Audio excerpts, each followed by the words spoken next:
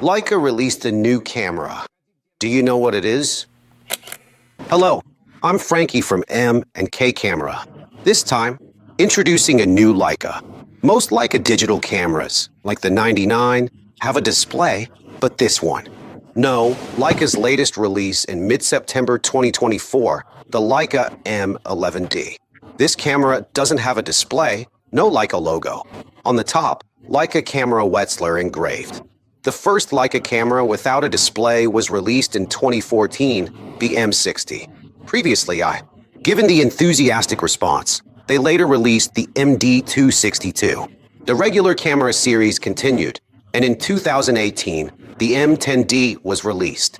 After a 6-year gap, they've now come out with this M11D. So, let's do a quick refresher. This camera's format is based on Leica's M11P specs. First, in resolution, you can choose D&G 6000, 3600, or 1800. It also features a CAI digital watermark, extremely useful for professional photographers or journalists. As for the weight, it's 540 grams with the battery installed. The ISO range goes from 64 up to 50,000, and the internal memory is more than enough, with 250 gigs. Although it doesn't have a display screen, you can use the VxelFax too. Here, you can use an electronic viewfinder for focusing, which is sometimes essential when using telephoto or large aperture lenses. All right, enough talk. Let's do an unboxing together now. So let's open it up. The packaging this time has actually changed quite a bit compared to previous Windfire models. I just have a belt here at home. Do you remember this? It's like a deluxe 8. Each design has the same design language.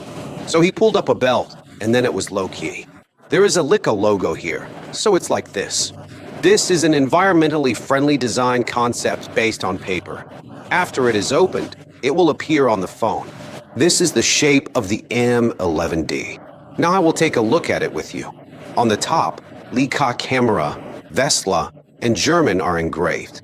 Why so I just wrote M11D? The Leica logo is not the same. It is similar to the M11P. The body has also changed. There are many different bodies from the previous M11 series. They also have wireframe previews. The back is so big. The difference is that there is an ISO dial, there is automatic, there is M, there is a choice of 64 and up to 50,000. There is also a function key, there is one at the top, and the rest is nothing special. Speed dial, shutter button, switch, just that's all. Okay, let's move on to the bottom and see what's underneath.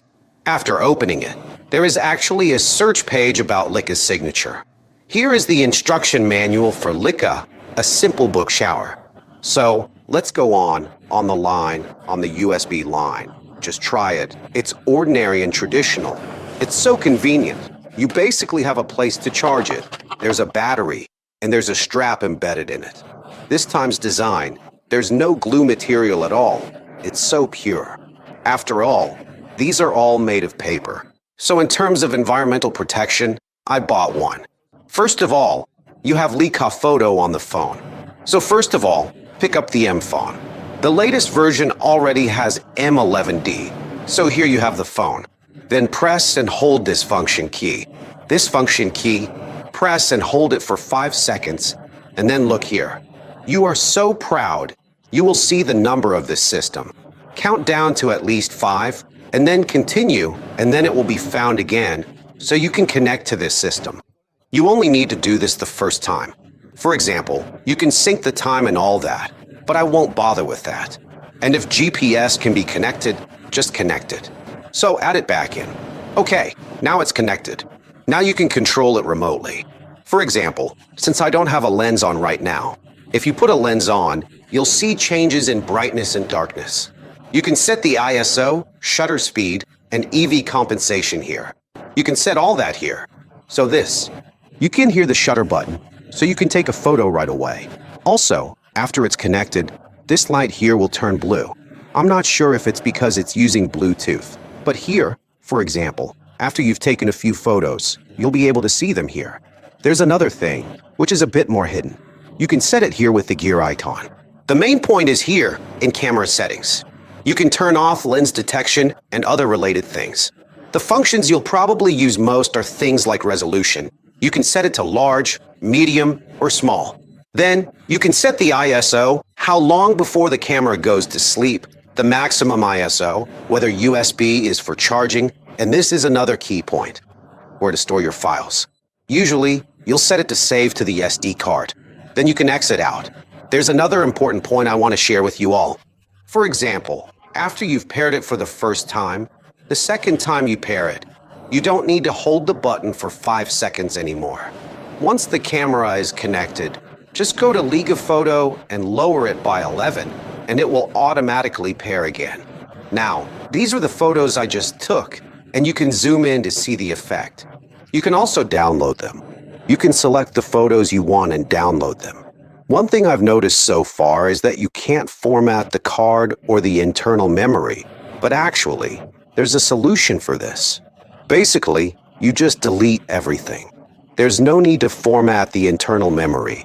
Just delete the files, and it's fine. Here, you can select all and delete them, and that's it. As for other settings, there's nothing special to mention. Just pay attention to where you're saving your files. By default, it saves to the card. If you don't want to save to the card, you can remove the card and it will automatically save to the internal memory. So normally, just select the first option and you're good. That's all for the settings here.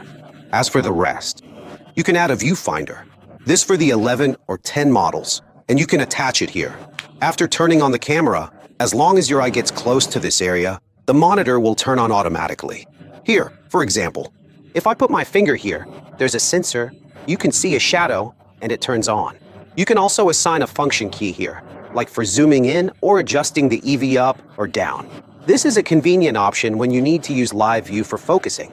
You can choose to use it like this. Hello everyone. In this segment, I'm going to show you how to download the photos from your M11-D onto your computer. I'm using a MacBook Air, so first you'll definitely need a USB Type-C cable. Plug one end into your MacBook and the other end. Both the M11-D and M11 are essentially the same. There's a USB-C port at the bottom, so you can easily plug it in there. Of course, you can also use the mobile app to set up the connection as P2P. Now, please turn on the camera. And LT, break time equals 0.5s/NGT. Okay, it's on now. Of course, your computer won't immediately show that a device is connected. So let's open Finder and take a quick look. Still, it doesn't show any device currently connected to the computer. So what should we do next? We need to go to this. On a Mac, there's an app called Image Capture. Once you open it, let me put this down. When you open Image Capture, you'll see Leica M11 show up here. Previously, it would show up but not display photos. Now, photos I've taken are here, and you can select them one by one. You can download them, or you can just download all the photos at once. Here is where you choose where to save the downloaded photos. Earlier, I created a folder for the M11-D entrapment, so now I'm going to download all the photos there. The speed is pretty good, it's quite fast. All 5 photos are being downloaded to the computer one by one like this. Let's take a look together now. Let's open up the folder. The 5 photos will be inside the folder. When you download the photos into the folder, you can open them in Photoshop or Lightroom to do some editing. It's a really simple method, and the speed is truly fast. Now, here in the camper, I've opened a photo and can start editing it. Super easy. And LT, break time equals 0.5s/NGT. In summary, if you've watched this far, you must have some interest in this camera. You need to have your own unique perspective, not just go with the flow, and not be limited by conventional thinking. Return to simplicity is a slogan. Being different is key. If you think this way, this camera is for you. The MD262 is hard to find on the market. The last transaction was about half a year ago when a new MD262 sold for $37,000. The buyer sought it for a long time. The M10D situation is even more extreme. The last one sold was early 2023. I checked eBay recently and found 2 listed at $110,000 each. Of course, that's just the asking price. Actual sales are still over $50,000. Based on past experience, this camera won't be available for long. If you're interested, act quickly. What do you think about this camera? If you find this special and are interested, leave a yes in the comments. If you think this camera isn't special and is just SOSO, type LOL. If you found the video interesting and learned something, please like and subscribe. Thanks for watching. See you next time. Bye-bye.